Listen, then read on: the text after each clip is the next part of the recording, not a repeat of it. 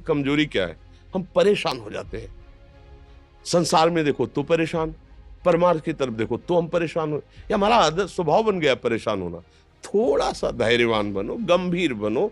कोई इस भारी से भारी विपत्ति में परेशानी स्वीकार करके विपत्ति से थोड़ी निकला जाता। सुलझो, ठीक है, ये विपत्ति आई, समस्या आई, इसका समाधान होगा। ऐसा थोड़ी कि हमें नष्ट कर देगी। अगर अभी हमारी बड़ी हानि हो जाती है, हम कल इससे बड़ा लाभ प्राप्त कर सकते हैं। हमको एकदम बिल्कुल गंभीर रहना है, इतने कमजोर नहीं बन जाना।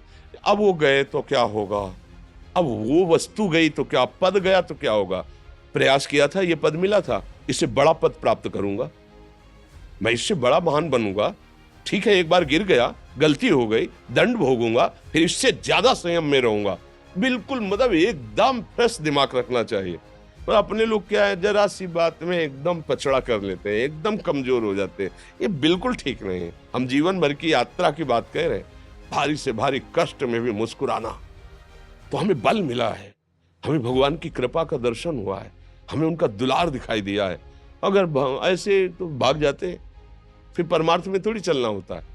आज जो आप सुन करके लाभ लेने की चेष्टा कर रहे हो ना, ये केवल प्रवचन नहीं है, ये जीवन है। अगर ये जिए ना होते ना, तो ये इसका प्रभाव नहीं पड़ता, फिर वाणी का प्रभाव नहीं पड़ता। हम इसीलिए कहते हैं, जैसे आप लोग एकदम परेशान हो जाते हैं जब बोलो, क्या हमसे ज्यादा परेशानी होगी? दोनों किडनी खराब, दवाई लाने के लिए पैसे नहीं, पानी रखा है हम उठ के पी नहीं सकते, भीषण शरीर में कष्ट, भीषण बुखार, क्योंकि किडनी फेल, जरा में बुखार, खाने को क्या, रोटी मांग के लाओ। अगर वहां सब्जी मिलती है तो लाल मिर्च ऐसी पड़ के मिलती थी कि वो पा नहीं सकते थे। आप सोचो, पानी लाना है तो मुझे लाना है, पीना है तो मुझे पीना है। अगर मैं हारता तो कहां पहुंच जाता, क्या स्थिति होती? नहीं, मरना है, पर कदम पीछे। कोई दिन ऐसा नहीं जिस दिन सेवा ना की हो, जिस दिन सेवा ना गए हो। गुरु जी की सेवा में जाना है, पहले अपने को स्वस्थ साबित करना है, नहीं वो सेवा ही नहीं लेंगे। तुम बीमार हो, तुम कष्ट में हो, ऐसे उनकी दृष्टि परेशान थे। उनकी सेवा की, आके लेट गए। फिर हिम्मत की, अपनी श्री जी की सेवा की, मधुकरी नहीं गए, 3-3 4-4 दिन भोजन नहीं गए, पर सेवा नहीं छोड़ा, दिनचर्या नहीं छोड़ी। और उसका प्रधान कारण संयम, ब्रह्मचर्य, भगवदाश्रय, नाम जप, कभी हारने नहीं दिया। अभी भी थोड़ी देर बाद डायलिसिस शुरू हुआ। हारने, आपको हारे हुए नजर आ रहे हैं? शरीर में पीड़ा है, किडनी फेल है, ऐसा थोड़ा हम स्वस्थ बैठे हैं, पीड़ा है, बार बार प्यास लगती है, थोड़ा थोड़ा पानी मिलता है, लेकिन हम आनंदित हैं, हम प्रसन्न हैं। हम लड़ाई में हारे नहीं हैं, ना हारेंगे, हम जीत चुके हैं। हम अपने मालिक के भरोसे में अपना सब बात, तो वो ये हम अपनी बड़ाई नहीं बता रहे, हम आपको बता रहे समस्या। सोचो, तुम्हारे पास तो माँ है, भाई है, बहन है, परिवार है, कोई ना कोई तो है ना। मेरा किसी ने कभी जीवन में ध्यान भी नहीं दिया। क्यों? बचपन से बाबा जी बन गए, किसी से प्यार नहीं, किसी से संबंध नहीं, कोई जानकारी नहीं, हम कहाँ हैं, वो कहाँ है, किसी से कोई मतलब नहीं। अच्छा, जवान साधु कौन श्रद्धा करे? कभी गांव जाने की हिम्मत नहीं पड़ती कि रोटी मांग ले, पता नहीं लोग क्या सोचेंगे, क्या भावना कर ले। हम दरवाजे पे खड़े हैं, क्या कैसी भाव, तो जो हमारे सामने आकाश वृत्ति से आया यौवन अवस्था में, वही पाया, अन्यथा भूखे रह गए। जब हम हर समय अपने को विवेक के द्वारा सावधान रखे, तो हम कभी निराश नहीं हुए, कभी उदास नहीं हुए, कभी ऐसा नहीं लगा कि यार हम दुखी, कभी नहीं लगा। उसी का फल है कि उस सुख का संकेत मिल गया जहां दुख की निशानी भी नहीं है। वही उसी के बच्चे हो, हम सब उसी धातु से बने हुए हैं। हम इतना क्यों परेशान हो जाते हैं? हम ये देखते हैं अपने लोग, थोड़ी बात बिगड़ गई परेशान, नहीं बिगड़ी तो बिगड़ जाने की संभावना में परेशान है।